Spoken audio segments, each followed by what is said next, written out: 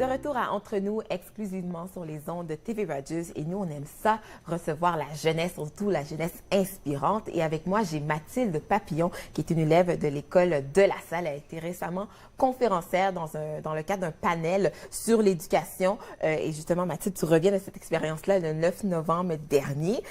Comment tu as vécu ça, toi, cette expérience-là? C'était vraiment extraordinaire. Alors, je suis descendue à Toronto. OK. Le 8 novembre, puis le panel en soi était le 9 novembre. À la conférence étaient présents des membres, 800 membres du système d'éducation en Ontario. Ça t'a pas stressé, ça? Un petit peu. OK. Un petit peu. Puis, au panel, il y avait moi ainsi que deux autres élèves ontariens avec la première ministre de l'Ontario, Kathleen Wynne. Donc, un panel de discussion qui portait sur quel sujet exactement? On parlait du bien-être, OK. finalement. Alors, le bien-être pour les élèves dans les écoles, qu'est-ce que ça veut dire? Comment on peut l'implanter dans le cadre de la nouvelle stratégie d'éducation du ministère de l'Éducation. Donc, ce que vous avez partagé, dans le fond, eux, le ministère, vont utiliser ça pour élaborer un plan, une stratégie, j'imagine, c'est ça? Oui, OK. c'est l'idée. OK. Alors, dans leur nouvelle stratégie pour atteindre l'excellence, on parle de 4 volets, dont un des volets, c'est le bien-être. À cette conférence-là, en particulier, on parlait uniquement du bien-être et comment on peut développer des stratégies très concrètes pour l'implanter dans l'école. Puis, les commentaires des élèves ont été très bien reçus. C'est ça, pour ça. Donc, quand tu parles de bien-être chez les élèves, parle-nous-en. Là. Qu'est-ce que tu veux dire par là? C'est quoi être bien pour un élève, finalement? C'est sûr que la définition est différente pour tout le monde. Oui, c'est ça. extrêmement Large, vague, c'est c'est ça. large.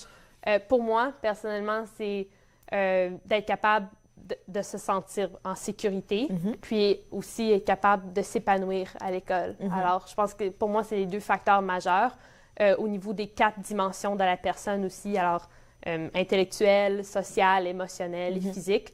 Être capable de se sentir en sécurité, puis pouvoir grandir là-dedans. Puis c'est un peu ce que tu vis, parce que toi, en plus, tu fais partie du programme de douance de ton école et tu as l'opportunité de te dépasser un peu plus aussi dans différentes disciplines. OK. Si je n'étais pas en douance, j'aurais peut-être pas cette opportunité-là de explorer un petit peu plus loin que le curriculum. Puis là, à ce moment-là, ben, ça m'arrive des fois de trouver les cours plates. Puis ça, je pense pas que c'est être bien à l'école. C'est ça. Donc, si on s'ennuie, il y a peut-être un problème. Donc là, comment les écoles peuvent faire justement pour s'assurer que leurs élèves ils sont bien justement? Bon, on a parlé des problèmes de douance, mais comme tu as dit, c'est pas tout le monde qui a accès à ça. Non, définitivement pas. Selon moi, ce que j'ai partagé avec la première ministre, puisqu'elle a quand même très bien reçu, c'était que ça revient à créer un environnement sain, autant au niveau social que physique. Alors, au niveau de l'environnement physique, peut-être qu'avoir des écoles en briques et en peinture blanche n'est pas la bonne solution pour stimuler tout le monde. Hein? C'est vrai, oui. Alors, c'est créer des environnements stimulants avec des couleurs, des objets avec lesquels on peut interagir. C'est pas tout le monde qui apprend de la même façon. Alors, encourager ces différentes sortes d'apprentissage-là avec des classes un petit peu plus versatiles.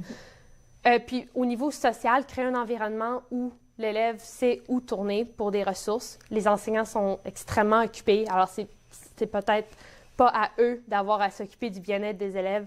Alors, créer un environnement social, ça serait s'assurer qu'il y a des travailleurs sociaux ou du personnel scolaire disponible pour les élèves et assurer leur bien-être. Est-ce que donc c'est quelque chose que tu vois que tu as remarqué qui manque? C'est important ce que tu viens de dire là, le personnel. On parle souvent qu'il manque de gens de personnel, il y a des coupures. Donc, c'est quelque chose que le ministère devrait s'attaquer aussi, là, j'imagine? Oui, c'est équiper le personnel aussi avec les bons outils.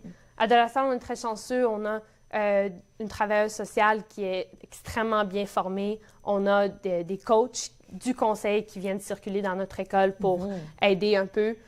Moi, je suis présidente du comité pour la santé mentale à l'école. Alors, on organise une foulée d'activités pour détendre un peu les élèves. Mais je pense que dans les autres écoles, ça serait peut-être offrir des formations, peut-être trouver une façon de communiquer aux élèves que le personnel est là pour eux. Parce que finalement, le système d'éducation, c'est le premier client c'est les élèves. C'est les élèves. Ah, j'aime ce que tu dis. T'es bien intelligente, c'est pas pour rien. Et toi, comment tu as été sélectionnée justement pour faire partie de ce panel de discussion-là? C'est le 9 novembre dernier.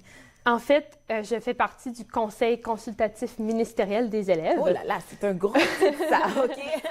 Alors, c'est un groupe d'élèves de partout en Ontario qui ont pour but de conseiller le ministère de l'Éducation, l'honorable Mitzi Hunter, dans ses décisions.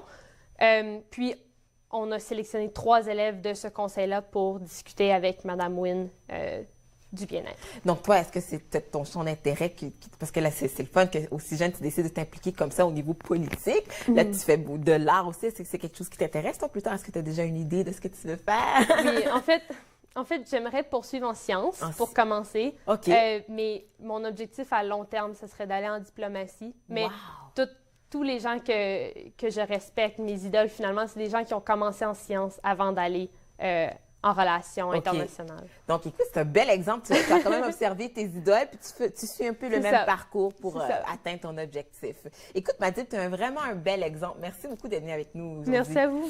Donc, vraiment, vous voyez, on a des jeunes impliqués dans notre communauté. On est toujours fiers de les encourager. Donc, voilà pour son compte-rendu de ce panel de discussion. Nous, on fait une pause capsule yoga avec Mireille Gauvin.